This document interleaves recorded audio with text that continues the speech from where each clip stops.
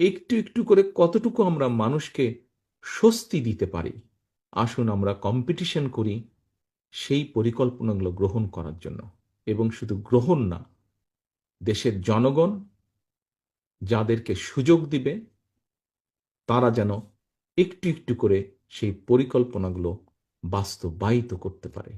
এই হোক আমাদের আগামী দিনের রাজনীতি, এই হোক আমাদের আগামী দিনের বাংলাদেশ এবং বাংলাদেশের মানুষের জন্য রাজনীতি, যাতে ভবিষ্যতে রাজনৈতিক মতপার্থক্য থাকতেই পারে, কিন্তু তার জন্য একজন মানুষকে শারীরিকভাবে আঘাত করতে যাতে না হয়, আঘাতপ্রাপ্ত যাতে না হন।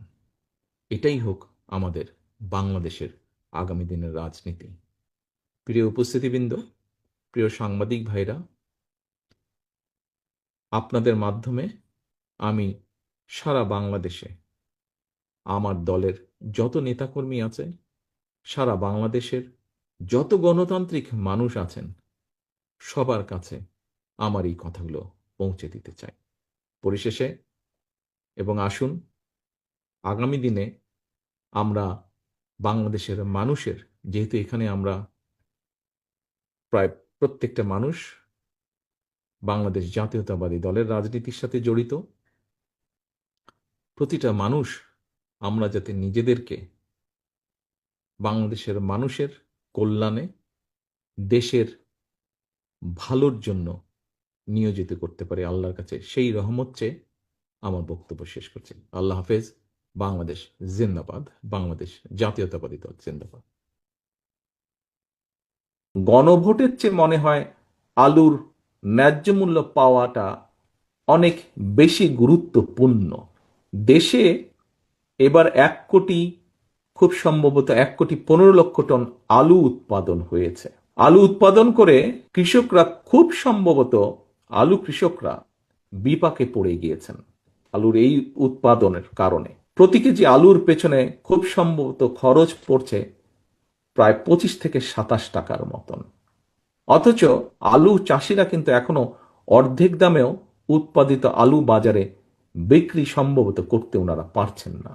আলু চাষ করে আলু চাষিরা এবার প্রায়, হিসাব যা বলে কম বেশি, যেই স্ট্যাটিস্টিক্স যতটুকু পাওয়া গিয়েছে, প্রায় 3,000 কোটি টাকার যে লোকসান, তার আশঙ্কা তারা করছেন। 3,000 কোটি টাকার মতন লোকসান হতে পারে। অপরদিকে আমরা দেখি যে দু একটি রাজনৈতিক দলের আবদার মেটাতে গিয়ে কথিত গণভোট যদি করতে হয়, রাষ্ট্রকে আলু চাষিদের যে 3,000 কোটি টাকা পরিমাণের গড়ছা, এই গণভোট, কথিত গণভোট করতে হলে রাষ্ট্রকে প্রায় সমপরিমাণের টাকা গচ্ছা দিতে হবে। প্রিয় উপস্থিতিবৃন্দ, এমন পরিস্থিতিতে লোকসানের মুখোমুখি এইসব আলু চাষিদের কাছে এই সময় গণভোটের চেয়ে মনে হয় আলুর ন্যায্য মূল্য পাওয়াটা অনেক বেশি গুরুত্বপূর্ণ।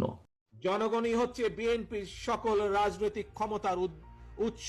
কাজেই সেই জনগণকে আমাদের সাথে থাকতে হবে, জনগণের সাথে থাকতে হবে, জনগণকে সাথে রাখতে হবে। জনগণের সাথে যদি থাকতে হয়, জনগণকে যদি সাথে রাখতে হয়, তাহলে জনগণ যেভাবে চায় আমাদেরকে ঠিক সেভাবেই চলতে হবে। জনগণ যেভাবে চায় আমাদেরকে সেভাবে কাজ করতে হবে, সেভাবে কথা বলতে হবে, সেভাবে জনগণের পাশে দাঁড়াতে হবে। আপনাদের কাছে আমি জানতে চাই, আমরা কি সকলে ঐক্যবদ্ধ? আজ এই সম্মেলনের মাধ্যমে আমরা কি ঐক্যবদ্ধ? বিএনপি প্রতিটি নেতাকর্মী? ইনশাআল্লাহ আল্লাহ আমাদেরকে সেই তৌফিক দেন যাতে আমরা ঐক্যবদ্ধ থাকতে পারি।